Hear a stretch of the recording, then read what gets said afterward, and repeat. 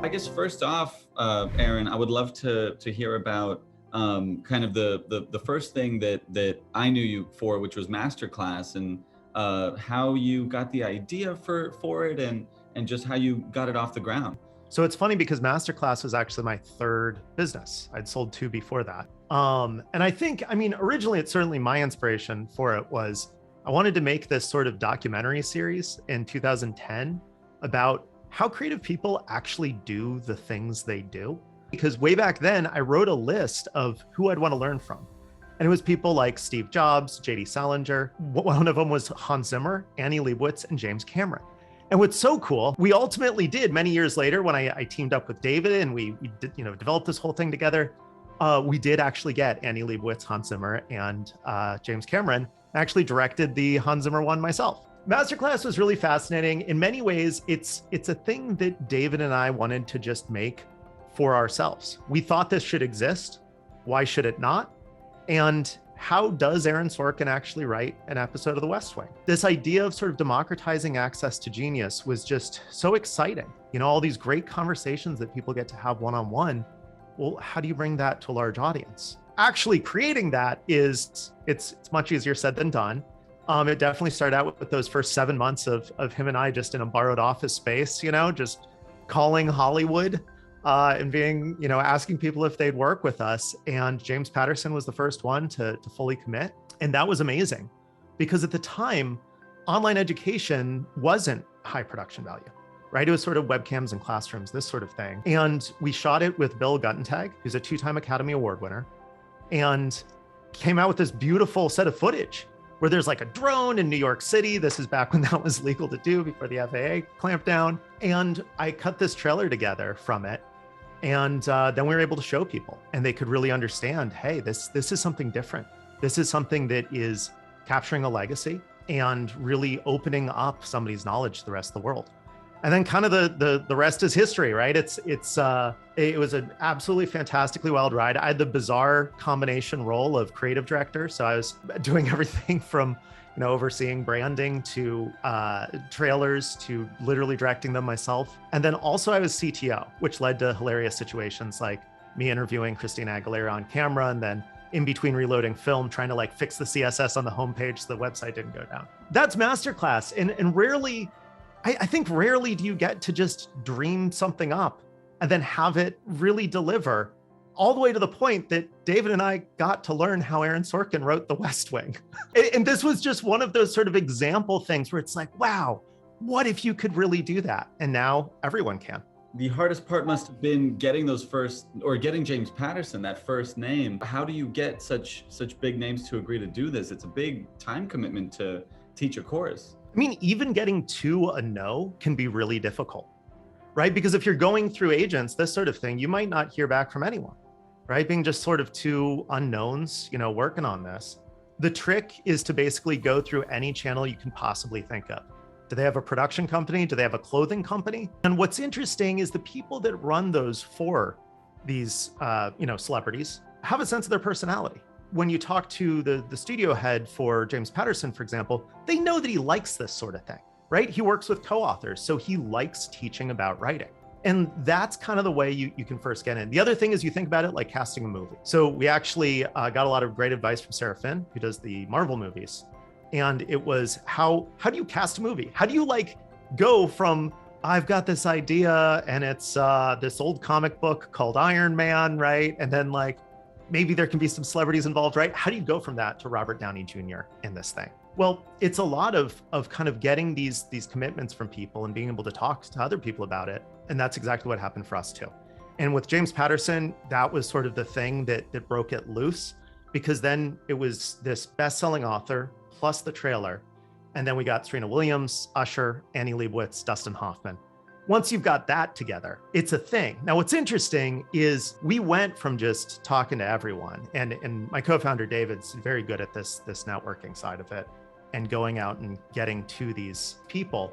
Once we launched, it was pretty clear it was going to be a thing. So it definitely shifted relatively quickly to, we actually have to turn down a lot of people. Wow. Which is very awkward because it's people that you do want to learn from, but you can only make so many classes and, there's a certain audience, et cetera, et cetera. It makes sense, judging by the popularity in later years.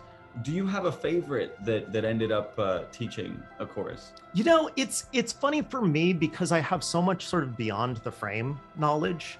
When you direct it yourself, you might be sitting for 3 or 4 days having conversations with these people, and you learn so many great things. You distill those down into a class that might be 3 to 7 hours, something like that. But there's so much outside the class that sort of goes into what you like. So you end up sort of loving each one individually for different reasons. I had a blast with Dead Mouse was super fun. That was a really great one. And I happen to love electronic music. And I kind of came away from that thinking, wow, if this class would have existed, I probably wouldn't have quit writing electronic music because he doesn't really play piano for most of it. He uses his keyboard to just type in notes. I seriously had this insecurity when I used to play music that because I didn't play piano, I couldn't ever really be a good musician. And here I am staring at this person who I think is a fantastic musician. And he's saying, I just use my computer most of the time. Wow. And I'm just blown away that, every electronic musician, the piano is what it's all about. It's just crazy to me that this huge DJ, doesn't really do it that much. Yeah, it's totally fascinating. In fact, he's got this really awesome Steinway that runs off MIDI. So he can plug his computer. There's only like 12 of them in the world, basically. So anyways, that was super fun, but each one is so special to me. I mean, Aaron Sorkin was just a delight. Shonda Rhimes, that was a totally fascinating one because she had so much experience teaching how to write a TV show.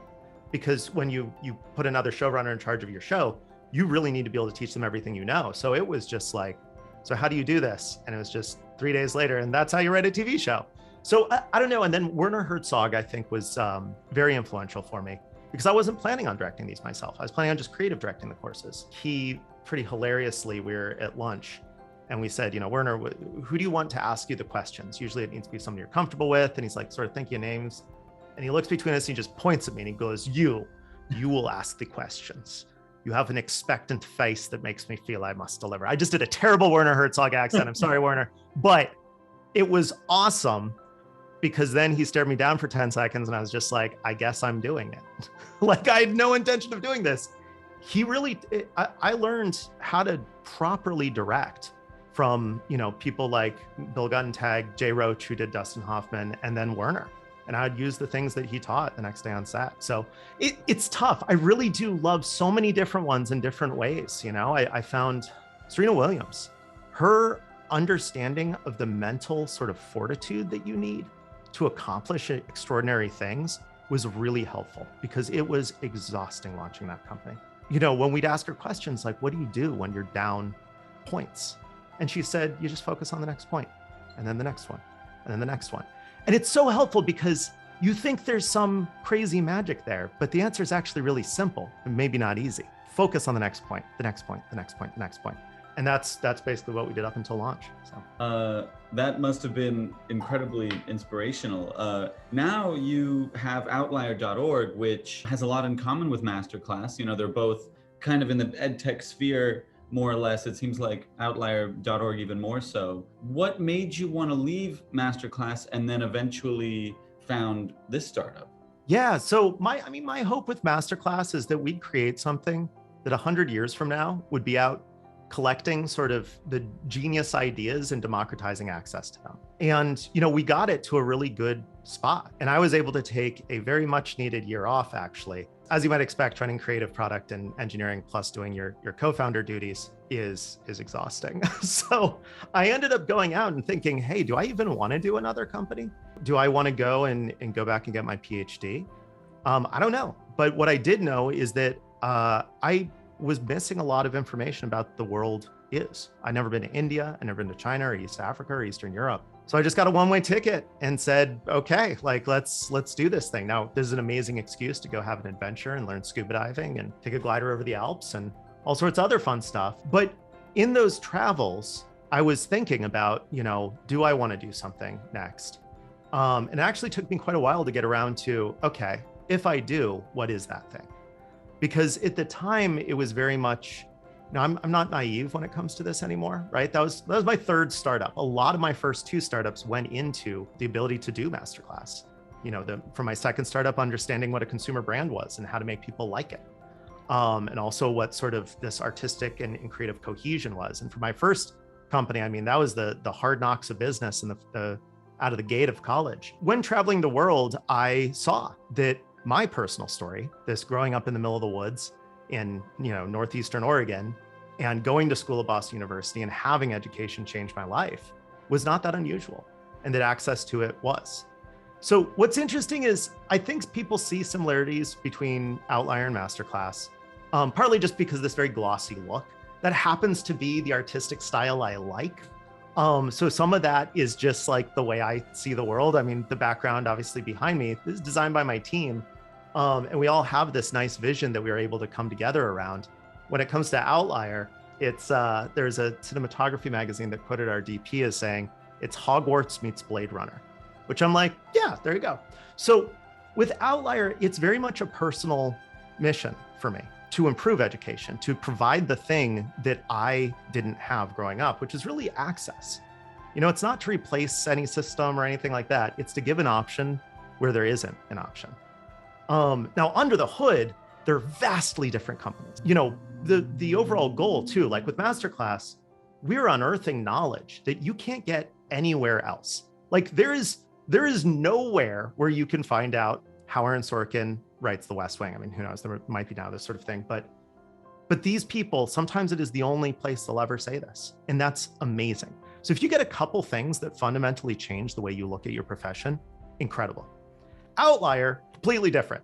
These are, scaffolded, Bloom's taxonomy aligned learning outcome courses that are literally like 35 hours of video. The whole scale is different on a per class basis. So if you want to learn calculus from the ground up, that's what we do at Outlier. And what's interesting is this information is information that's available everywhere. Whereas Masterclass's information, that's the only place you can get it. With Outlier, you could just go to the library, check out a calculus textbook. If you have the attention span, you can just stare at that thing for 3 months and you'll know calculus on the other side. That's not particularly fun. So a lot of what we do is really putting together all of this great educational psychology and making an experience that motivates you through it, that gives you people to go through it with, that gives you the best instructors in the world on camera, which is a big difference, by the way, between in person and on camera. You can have a phenomenal instructor in person and it doesn't translate. That's not their fault at all. In fact, a lot of the reason they're good in person is it's this bidirectional communication. It's been really fascinating to do that too, because it's for credit education, right? These are actual college credits. They've transferred to Harvard, to NYU, to Georgetown, but they've also transferred to all the other places that we'd expect them to go and offset cost for students. That is a whole different ball of wax. Switching gears, I'd love to kind of hear about your experience as an entrepreneur. You mentioned that, by the fourth company, you have the option to financially and time-wise to not do that. What is your advice to entrepreneurs out there, whether they're first-timers or serial entrepreneurs? There's so much advice you can give. The biggest thing you have to learn is emotional. It's about letting go of the roller coaster. The highs are going to feel less high, but the lows will feel less low. Instead of being frustrated, you just think, okay, what are our options? Now, feel free to ride the roller coaster in your personal life. It's tons of fun to be very emotionally engaged that way. But in your business life, you make the best decisions you can, and then you move forward. That all being said, it is still incredibly emotionally taxing. So I would recommend treating your mind the way an athlete treats their body. Make sure that you force yourself to rest on occasion. If you, let's say, sprain an ankle emotionally, right? Let's say something really rough happens to you in your business life or your personal life. Don't run on a sprained ankle, right? Don't expect yourself to get out there and perform the same way you're always performing, because you'll just screw things up. And you might make that ankle have to heal for a lot longer. I mean, yes, there's so many other things to learn, product market fit and managing and all sorts of things that are parts intuition and part intellectual. But I think the trickiest part I've seen for everyone is those emotions, because that's what makes you get that myopia where you're stuck forcing on one priority. And yeah, you're working 100% of the time, but it's not solving what you actually need to be doing. Right. It's so easy to get caught up in emotions when it feels almost as if everything is riding on that company, the success or failure of that, and other people's jobs hang in the balance as well. Absolutely. I mean, there's a huge amount of responsibility there, especially as you hire more people and they hire more people. You want to see them treat people well. You know, they're choosing to spend part of their life on you and with you, right? Like, we spend more time at work than almost anywhere else. So spend that person's life wisely. Don't waste that. And I think that if you really approach it that way, people appreciate it, you know? And I think that it also is a good way for you to frame priority. You're much less likely to give somebody busy work when you're thinking about it that way. And you know what? Busy work's not necessarily going to push your company forward. Absolutely. Now, my last question that I'm dying to know about is your TikTok page, which has, I think, 130,000 followers at this point, which is remarkable in its own right. And taking a look at the videos today, they're fascinating. I mean, what goes into a video? How do you choose what videos you want to do? And where did you kind of get this idea in the first place? I've always liked to just kind of do art on the side. In many ways, I'm a commercial artist, which is an interesting thing for a CEO to be. You probably see that in the companies I like to make. But I always like to remind my team to have your personal art on the side, because when you do need to express things, it's good to have an outlet that isn't just your job. And part of the reason is because we make commercial art at Outlier, right? This is something that we want an audience to love. We want them to be engaged with it. We don't necessarily want our own internal turmoil on everything, right? So put your turmoil somewhere else. In this case, the TikTok channel is pretty funny in that it started with me just repairing this fox. And I just kind of took a time lapse of it because I like to send stuff to my family. Like, I'm constantly making weird videos. It's just sort of like a fun thing I do. Like I accidentally got myself stuck snow camping. I wasn't supposed to be snow camping. I got my car stuck. I had to spend the night in the snow. It was incredibly cold, but I had my drone. So I just made like a weird commercial for the planet Earth just to like amuse my friends and family. It's not something I'm going to post anywhere. So that's basically how TikTok started. And I got 1.6 million views on that first one. So I decided to make a rule. The channel that I have, it is only things I want to do. So I post maybe 1 to 2 videos a month. You know, most people are posting 3 a day. And it's mostly just art that I'm making for my own house. Like if you saw the murder hornet, I've got that in this office here. It's just a nice thing to have. And then the most recent one, the fun one, is I made this fox sculpture, and it just got commercially produced by Papercraft World. People are always asking if they can buy my art, and I wish, but that's not my job. Like, this is really only for me, and it would be so extraordinarily expensive to hire me to make something. So this company is producing this thing that took me 3 months to make for $25, which is like the coolest thing, because this part of my life, I just kind of want to share it with people, you know? Absolutely fascinating. Wow. Well, I don't want to keep you too much longer, but Great chatting with you, and have a good one. Thanks so much.